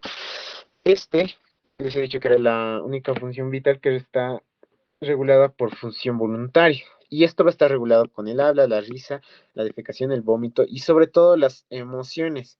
Porque en este caso, cuando estemos tristes, cuando les haya dejado su ex o les ha vuelto a hablar, no sé, se han puesto emocionantes, todo se ha puesto emocionante y se han puesto emocionales, no sé, ¿ya? Eso va a aumentar la frecuencia respiratoria, van a hacer que respiren más, que suspiren más y toda esa cosa, ¿no? Por eso las emociones sobre todo van a regular la ventilación voluntaria a través del sistema límbico, que es de las emociones, el hipotálamo, que es de los recuerdos de su ex, ¿ya? De los recuerdos, de la corteza prefrontal, que les he dicho, que era como yo le decía, que era la corteza de la ansiedad, a ver, que les hacía pensar en cosas a futuro y eso les hacía poner nerviosos, con miedo y todo eso, ¿no? Eso, ¿ya? Y esto va a estar regulado por dos formas, el tronco encefálico y el tronco, perdón, las motoneuronas espinales. El tronco encefálico directamente, este sistema del cerebro puede inhibir directamente todos estos centros de aquí o directamente puede ir a las mismas neuronas que están llevando la señal de aquí e inhibirlas o estimularlas. Depende del mecanismo que nosotros queramos, porque este es voluntario, ¿no ve? Porque queremos regularlo.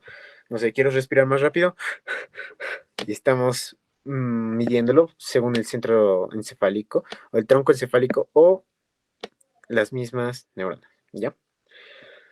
Y eso es un resumen rápido de respiratorio, ¿ya?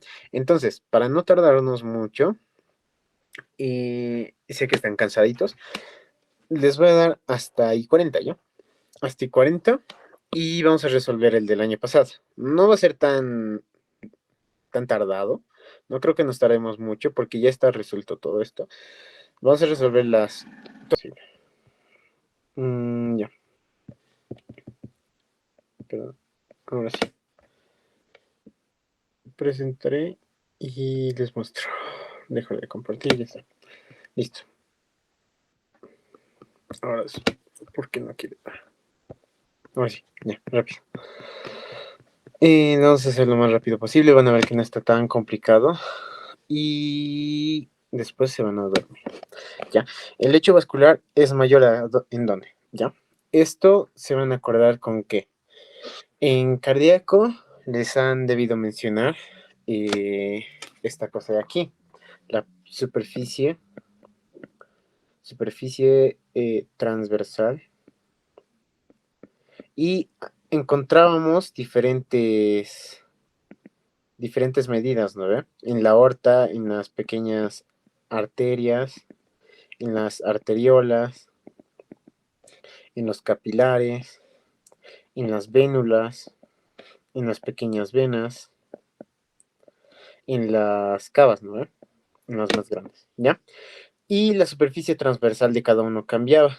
Era 2,5 centímetros en la aorta, era 20 en las pequeñas arterias, era 40 en las arteriolas, era 2500 en los capilares, era 250 en las vénulas,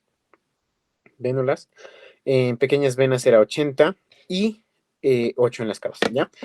Ahora, este de aquí, de memorización, sé que se lo van a aprender, y son los capilares, en este caso, ¿ya? En este caso, pueden aprendérselo de memoria, pero necesito también que aprendan, ¿ya? En este caso, la respuesta era la D. Era la D, ¿ya? Ahora, ¿cómo lo van a entender esto? Ya, ahí está.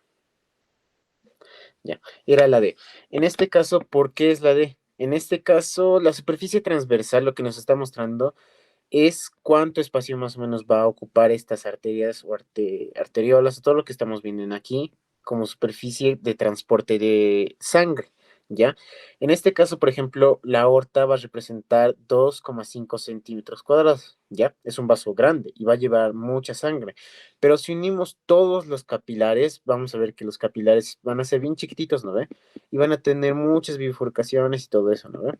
Y esta superficie de aquí va a transportar más sangre, en este caso, que la aorta, porque en este caso va a tener más o mayor cantidad de bifurcaciones y toda esa superficie de transporte que vamos a encontrar es la que va a llevar la sangre hacia los tejidos y los va a irrigar, ¿no ve? Por eso es a nivel capilar, ¿ya? El área o el lecho vascular, ¿ya? En la segunda, la estimulación vagal actúa a nivel del nodo sinusal. En este caso, hubiera querido preguntarles, pero sé que se van a tardar más en responderme, ¿ya? En este caso, la respuesta es la E, ¿ya? La respuesta es la E. ¿Por qué? Porque en este caso han debido ver en cardíaco, si les he explicado el súper, hay diferentes frecuencias respiratorias, ¿no? Vamos a encontrar la normal, digamos, la normal. Este va a ser, digamos, un poco más lenta. ¿Y por qué es la E? Dice, en relación a la estimulación vagal, que actúa al nodo sinusal, ¿cuál es verdad? Digamos, ¿ya? Horizontaliza la fase 4 del potencial de acción. ¿Por qué? Si estamos hablando de vagal, estamos hablando del parasimpático, ¿ya? Si es parasimpático, ¿qué va a pasar? Disminuye la frecuencia respiratoria, la cardíaca, básicamente permite la digestión y todo eso, ¿no ve? Entonces va a generar una bradicardia y por eso genera esto de aquí, va a ser el verdecito en este caso. Por eso horizontaliza la fase 4, ¿ya? La fase 4 de despolarización y repolarización, todo eso, ¿no ve? Ya lo han debido ver. Entonces, esa fase 4 que ya conocen ustedes, la horizontaliza. Este es, si dijera verticaliza, sería, digamos, en este caso, en relación a un estímulo simpático, no parasimpático, ¿ya? Es eso y poco más con eso, ¿ya? Ahora, esto nos pedía el eje cardíaco, ¿ya? En el examen les van a mostrar de dos formas, ¿ya? Hay dos formas de sacar de forma simple. Por ejemplo, en este caso, estos son los pasos para sacar el eje cardíaco si es que les dan electro. Hay momentos en los que les han puesto en el examen un pequeño electro, digamos, y les mostraban cómo estaban las ondas y todo eso, ¿ya? Y así le pueden sacar, ¿ya? Pero en este caso ya nos están dando los datos directamente. Y si te dan los datos directamente es incluso más fácil, ¿ya? Porque dice, si el QRS es negativo en D1, este es el D1, ¿ya? Estamos hablando del eje cardíaco. Esta es la línea D1, ¿ya? Es negativo, dice. Entonces, va a ser que pintan aquí, ¿ya? Pintan aquí y dice negativo en ABF, que sería este de aquí, ¿no ve? Y el negativo de ABF es esto de aquí, ¿ya? Y el otro era negativo. ¿En cuál se están fusionando, se están juntando? En este cuadrante de aquí, ¿no ve? Entonces, para sacar esto de aquí, ¿cuál es su eje? También nos está diciendo cuál es el isodifásico. Es el ABL. Y vemos cuál es el ABL. Y vemos que es este, ¿no ve? Pero en este caso, la respuesta era menos 150. Y lo van a sacar con esto de aquí, ¿ya? ¿Dónde está? Ya, perdón. En esta parte de aquí, ¿ya?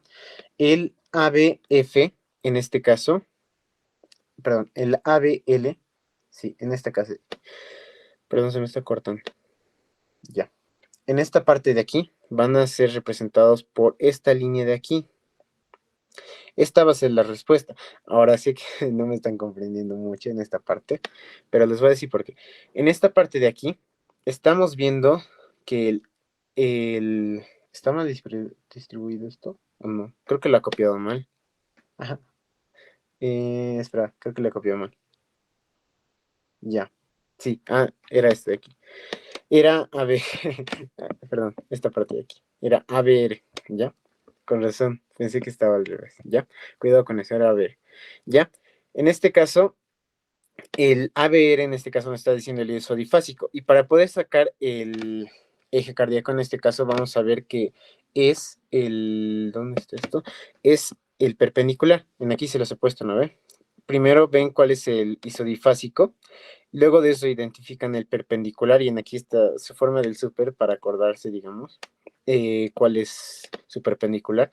Y de esa perpendicular determinamos si es positivo o negativo, todo eso, ¿no ve? Entonces, en este caso del ABR, hemos visto que ese perpendicular va a ser el D3, ¿no ve?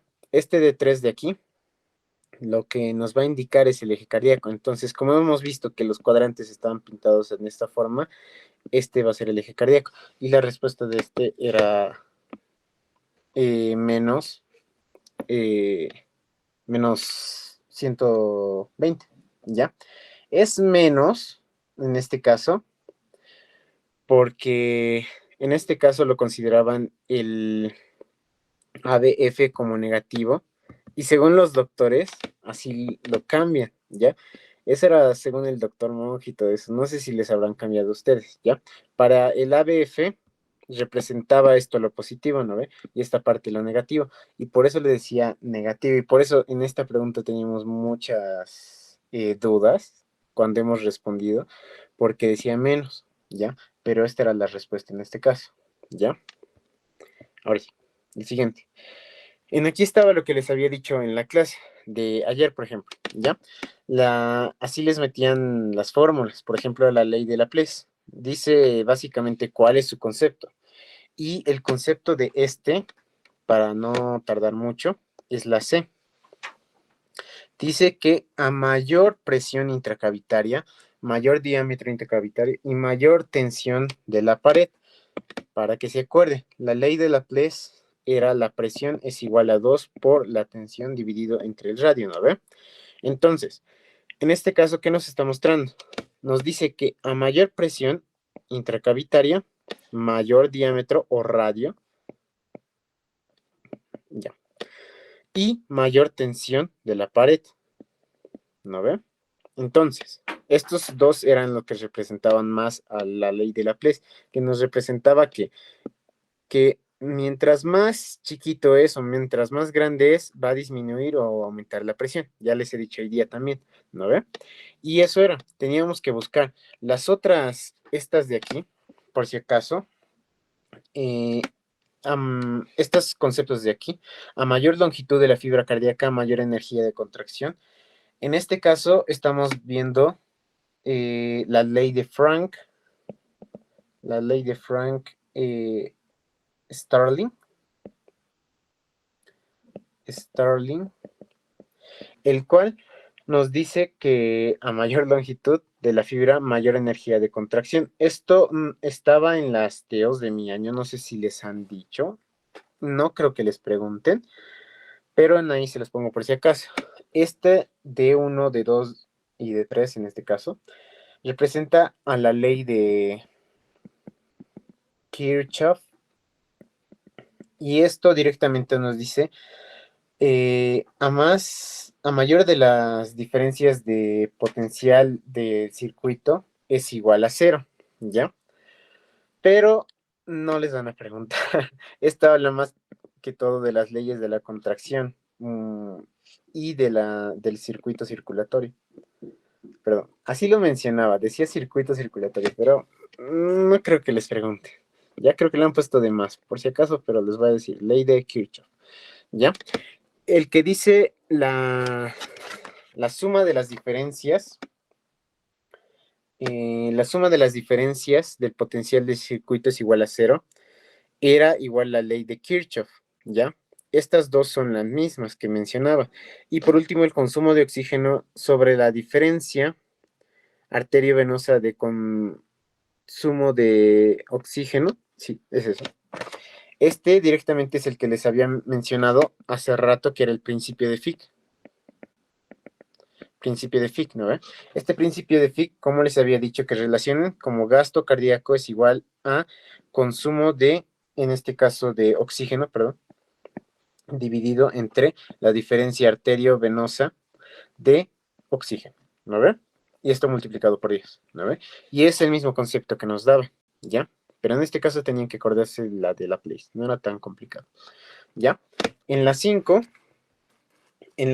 lo que teníamos que ver era la regulación de la presión arterial a lo largo de a largo plazo. Podríamos formularla esquemáticamente de la siguiente forma. En este caso hablaba de la regulación de la presión arterial, y lo que tienen que ver es que a corto plazo, a corto plazo, a mediano plazo y a largo plazo, ¿ya? Si estamos hablando de esto, a corto plazo va a ser sobre todo por el reflejo de los varos receptores, que ya les había mencionado hace rato, que regulaban la frecuencia respiratoria, perdón, la presión arterial y todo eso, ¿no ve? Y la mediana plazo va a ser el sistema renina-angiotensina-aldosterona, ¿ya? El de largo plazo va a ser regulado por la volemia, exactamente por los riñones, ¿ya? Entonces, en este caso, va a ser el inciso D, va a ser la modulación del volumen sanguíneo circulante por el riñón, porque en este caso nos está diciendo la regulación de la presión arterial a largo plazo. Podríamos formular esquemáticamente por esta de aquí, ¿ya? Este caso nos está indicando que es largo plazo, ¿no ve? Como es largo plazo en este caso, los riñones pueden encargarse de esa regulación, pero van a tardar mucho. Por eso la regulación usualmente de la presión se regula a través del sistema renina-angiotensina-aldosterona, pero como es de largo plazo, se va a regular por los riñones, por la liberación de diferentes sustancias, de iones y todo eso, ¿ya? La 6, vamos un poco más rápido. La 6 era el inciso E, ¿ya? ¿Por qué? Dice, el Winkelried, llamado también filtro hidráulico, es importante concepto en relación con la elasticidad aórtica, y era lo que les mencionaba en la clase de ayer, por ejemplo, ¿ya? O no sé en qué clase les mencioné, ¿ya? Pero la cosa en este caso, vamos a ver así. Este es el corazón izquierdo y esta va a ser la aorta, ¿ya? La aorta en este caso va a estar relacionada, o le van a decir segundo corazón, porque en este caso, cuando haya una liberación de la presión sanguínea, en este caso van a cerrarse las válvulas semilunares y todo eso, ¿no ve? En ese cierre lo que va a pasar es que no va a pasar directo y va a ir al sistema, porque va a necesitar vencer las presiones de toda esta resistencia vascular periférica, Entonces, ¿qué va a hacer? La aorta actúa como segundo corazón al mantener la presión de esta sangre, distenderse un poco, y al distenderse va a generar esa presión necesaria para vencer la resistencia vascular periférica. Y ese es el filtro hidráulico, ¿ya? Eso es. Por eso está en relación con la elasticidad aórtica, ¿ya? El siguiente. El siguiente dice, calcule la fracción de eyección en los siguientes datos. es volumen sistólico 300, el volumen sistólico por latido es 100, ¿ya? Y para esto necesitaban saber en este caso, o bueno, conocer la fracción de eyección, la fórmula. Eh, la fracción de eyección pueden medirlo de diferentes formas. Puede ser el volumen sistólico de eyección dividido entre el volumen telediastólico por 100, ¿ya? Pero en este caso no nos están dando estos valores del volumen sistólico de eyección, simplemente nos están dando sistólico, ¿no ve? Entonces, en este caso podemos calcularlo de la otra forma. Podemos reemplazar esto por esto de aquí, que representa el volumen telediastólico menos el volumen telesistólico dividido entre el volumen telediastólico, esto multiplicado por 100, ¿ya? Y en este caso simplemente va a ser reemplazar. En este caso, lo que les faltaba poner era telediastólico, perdón, telesistólico, era volumen telesistólico lo que nos estaban dando aquí, y después nos los han aclarado, ¿ya? Este volumen telesistólico lo ponemos aquí. Entonces reemplazamos los datos, es 300 menos 100 dividido entre 300, ¿ya? Multiplicado por 100 nos va a dar, en este caso, ahorita se los calculo, es 66.6%, ¿ya? Y en este caso, la respuesta era la D, ¿no ve? Listo. No era tan complicado, pero en este caso sí había que memorizar la fórmula, ¿ya? Ahora, el siguiente dice, gasto cardíaco en la anemia, la respuesta de este era la D. ¿Por qué? En este caso estamos hablando del gasto cardíaco. ¿Y cómo lo vamos a relacionar el gasto cardíaco? Así. El gasto cardíaco, ¿a qué es igual? Al volumen sistólico de eyección por la frecuencia cardíaca, ¿no ve? Entonces, este volumen sistólico de eyección se va a relacionar con la precarga, con la carga y con la postcarga, ¿ya? Estos tres. Ahora, ¿qué son estos? Directamente tengan estos en cuenta en relación con los volúmenes. Precarga es todo el volumen que está llegando al corazón. La carga es el volumen que ya tiene el corazón y la postcarga es todo el volumen que estamos botando al corazón. Así quédense con eso, ¿ya? Entonces, en este caso vamos a relacionarlo con esto. ¿Qué nos está diciendo del gasto cardíaco? Entonces, dice que está aumentado por la disminución de la resistencia. En este caso, aumenta el gasto cardíaco por el aumento, perdón, por la disminución de la resistencia. ¿Por qué? En este caso, si estamos viendo que la resistencia vascular periférica, en este caso, está disminuida, esta es la resistencia, toda la presión que está ejerciendo la circulación sistémica por sobre el corazón, ¿no ve? Entonces, si estamos hablando que va a aumentar esto, ¿por qué? Si el corazón o el cerebro en este caso le va a decir al corazón que lata de forma más rápida, aumente la fuerza de contracción, que aumente el gasto cardíaco para poder aumentar la resistencia vascular sistémica o periférica, porque está disminuida. Entonces le va a decir que lata más, se contraiga más rápido y por eso tiene que esta relación. En la anemia, ¿qué va a pasar? En la anemia lo que pasa es que cuando disminuye los glóbulos rojos, obviamente va a disminuir también la presión, porque en este caso está disminuyendo el hematocrito. Si disminuye el hematocrito, se queda más disuelto la sangre, entonces, ¿qué va a hacer? Va a disminuir la presión, ¿no ve? Porque a partir de esto también se genera la presión sanguínea, ¿ya? Eso es lo que va a pasar. Ahora, el 9. Vamos a ir un poco más rápido, tal vez no estamos atrasando un poquito, ¿ya? La fase isométrica sistólica se caracteriza, entre otros hechos, porque porque aumenta la presión intraventricular, ¿ya?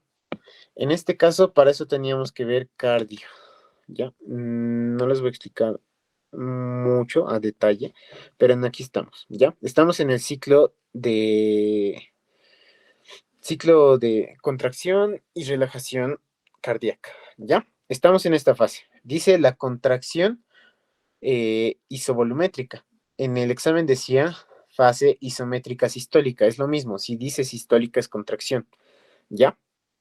En esta parte estamos viendo que se caracteriza porque aumenta la presión intraventricular. Como dice su nombre, necesitamos aumentar las presiones, pero sin cambiar el volumen. Por eso es isovolumétrica. Ya en este caso está todo cerrado, todas las válvulas cerradas y se está extendiendo, se está distendiendo y por eso está generando aumento. ¿Qué está generando? Un aumento de la presión intraventricular. ¿Ya? Es eso. No es muy complicado eso. Simplemente tenían que saber el ciclo y qué es lo que está pasando. ¿Ya? En el 10. En el 10, para eso tenía una foto. Esta de aquí. ¿Ya? Esta parte de aquí nos está indicando esto. Dice, la prolongación del intervalo PR nos expresa ¿cuál? El A. Un bloqueo auriculoventricular del primer grado. Y en aquí está. Un bloqueo auricular de primer grado representa una prolongación del intervalo PR. ¿Y qué nos está indicando? En este caso puede indicarnos que es un síndrome de... ¿cómo se llama este síndrome? El síndrome de... Ah, ya me acuerdo. El de Wolff-Parkinson-White. Parkinson-White.